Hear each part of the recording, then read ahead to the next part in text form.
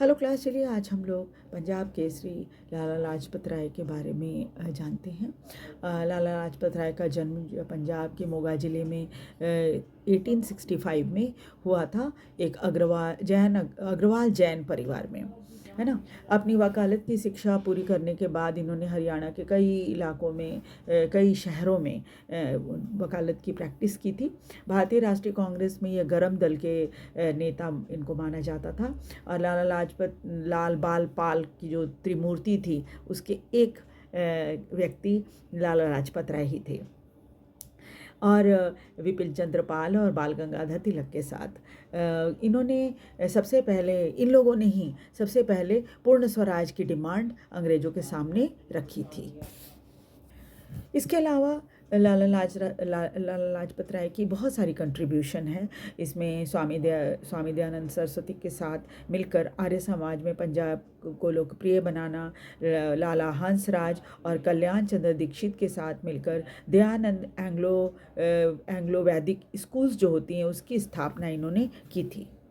और इसी को आज हम डीएवी स्कूल्स एंड कॉलेजेस के नाम से जानते हैं। इसके अलावा पंजाब नेशनल बैंक तथा लक्ष्मी इंश्योरेंस कंपनी का गठन करना भी इनकी सोच थी और इनकी दृष्टिकोण का परिणाम थी।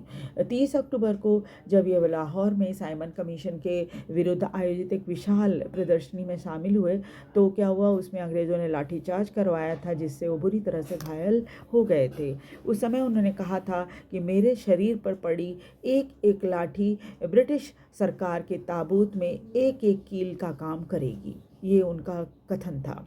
17 नवंबर को इन्हीं चोटों के कारण उनकी मृत्यु हो गई थी। उनकी मौत का बदला लेने के लिए ही चंद्रशेखर आज़ाद, भगत सिंह, राजगुरु तथा सुखदेव ने 17 दिसंबर को 1928 को अंग्रेज पुलिस ऑफिसर सैंडर्स के ऊपर उसको गोली से उड़ा दिया था। इसके कारण भगत सिंह, राजगुरु और सुखदेव को फांसी की सज़ा हुई थी।